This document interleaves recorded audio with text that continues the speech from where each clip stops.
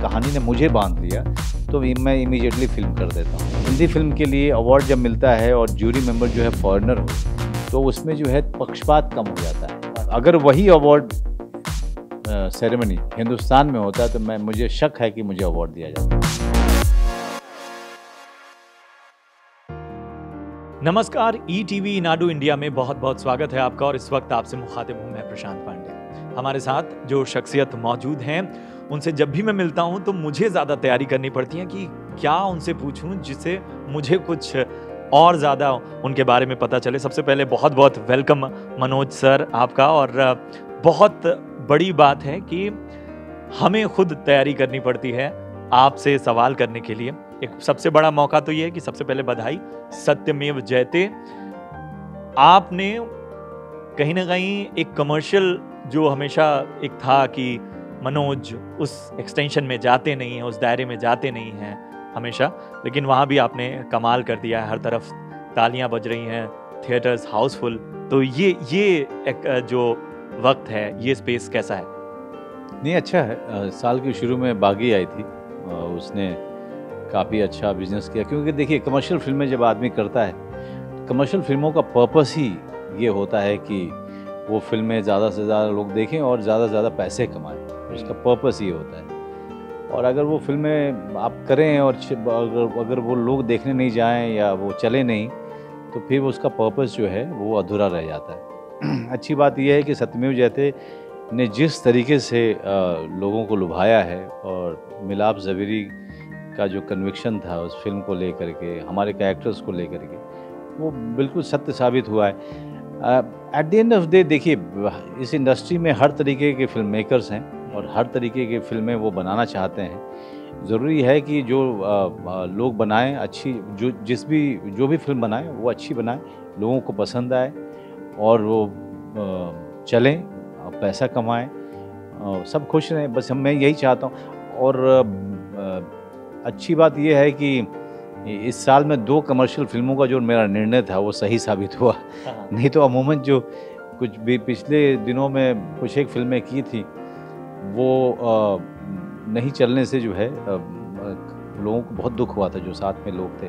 एक फिल्म थी मेरी, बहुत ही अच्छी कमर्शियल फिल्म थी, जिसके न चलने से मैं थोड़ा सा परेशान इसलिए था क्योंकि बहुत अच्छी फिल्म थी वो, कमर्शियल फिल्म थी, तेवर।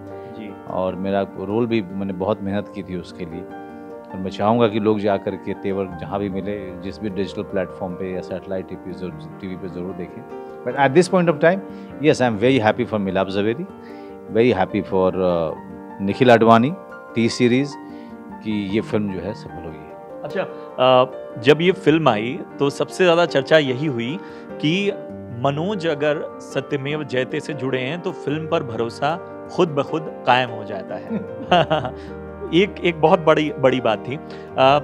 जब कोई हिचक थी मन में इस कहानी को लेके या इधर ये ट्राई करने को? नहीं, मुझे मिलाप ने मैरियट में एक कमरा बुक किया गया था मेरे नरेशन के लिए। और जब मैंने सुननी शुरू की और पहला हाफ होते होते तक मैं डिसाइड कर चुका था कि मैं ये करूँगा, लेकिन मैं समय लेना चाहता था ये देखने के लिए कि इनका सेकेंड हाफ कैसा है।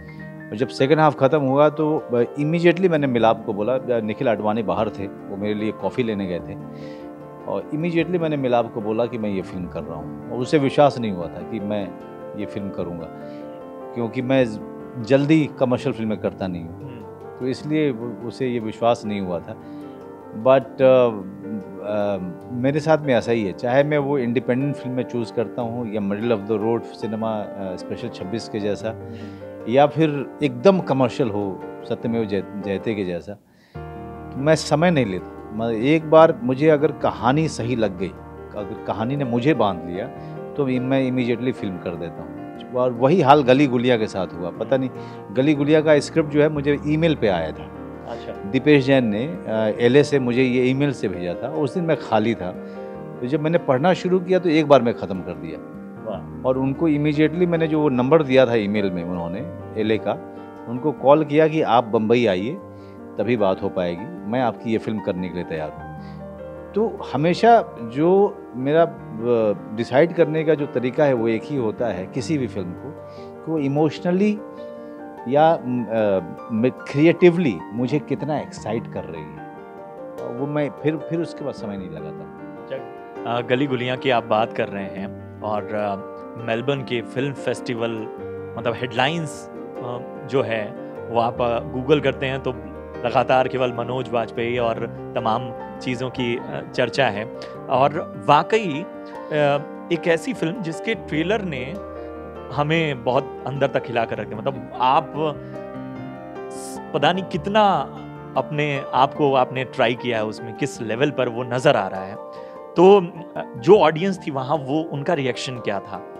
देखिए, मेलबर्न में जो इसके पहले मुझे न्यूयॉर्क में मिला था बेस्ट एक्टर जी, और वहाँ से भी रिस्पांस आए थे जूरी के। मेलबर्न में जूरी जो थी न्यूयॉर्क की तरह से ही आप समझिए कि 95% जो थे वो फॉरेनर्स थे, जूरी मेंबर्स।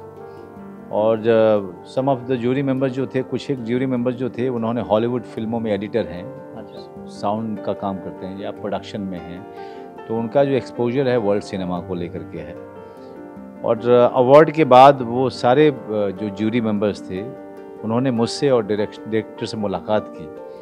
मुझसे उन्होंने ज़ाहिर तौर पे बहुत सारी बातें की परफॉर्मेंस को लेकर के, परफॉर्मेंस के नुआंसेस को लेकर के, और उनकी बातें जो थी बड़ी इनकरेजिंग थी। तो एक हिंदी फिल्म के लिए अवार्ड जब मिलता है और जूरी मेंबर जो है फॉरेनर हो, तो उसमें जो है पक्षपात कम हो जाता है ना। तो इस बात का मुझे बहुत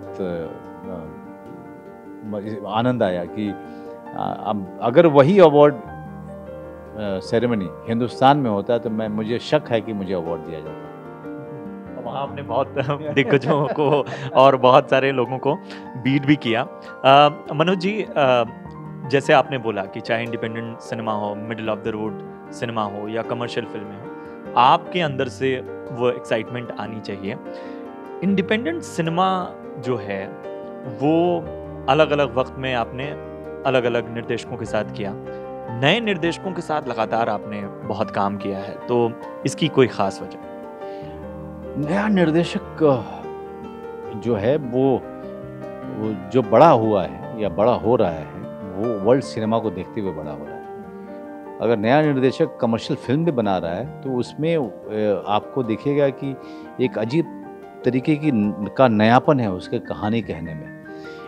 सिर्फ वो पुराने फॉर्मूला ढंग से कहानी को नहीं कह रहा है, कुछ एक नई चीज़ें लेकर के आ रहा है।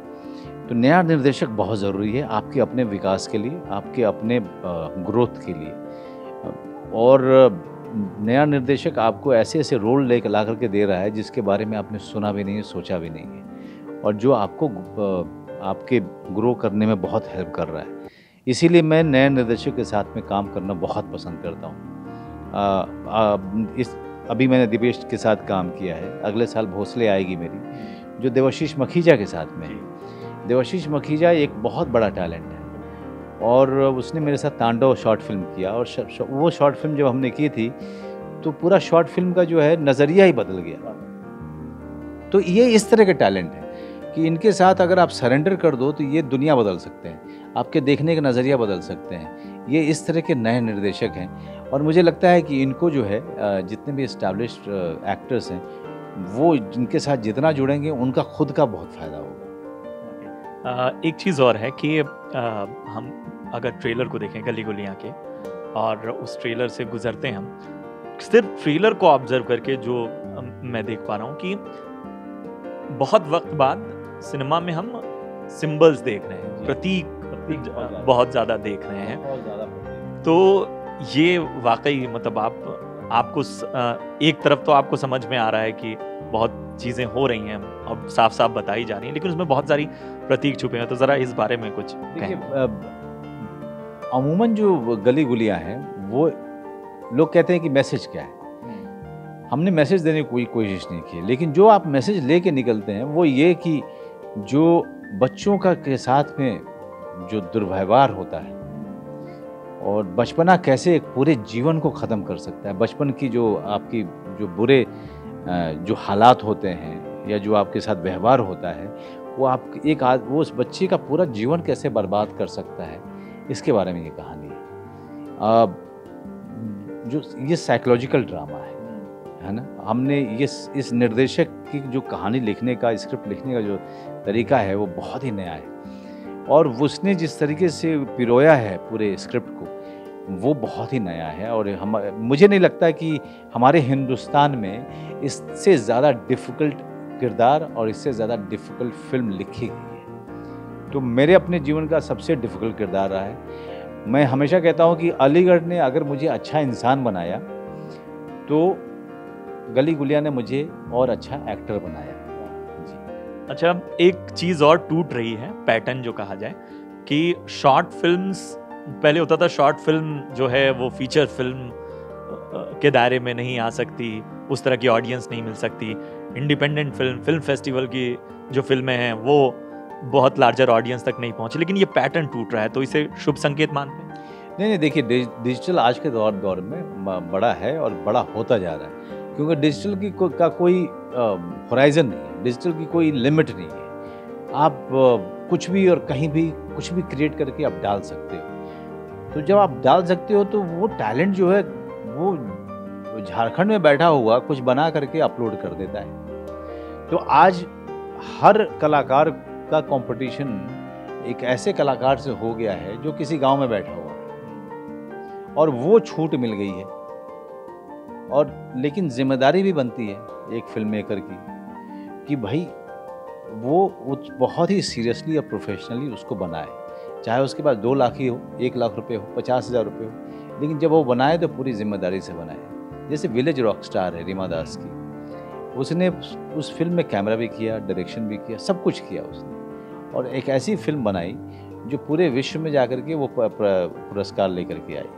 तो जिम्मेदारी इतनी होनी चाहिए कलाकार की कि चीज़ें जब आसान हो गई है तो जिम्मेदारी पूर्वक बना करके वो लोगों के सामने लेके आए।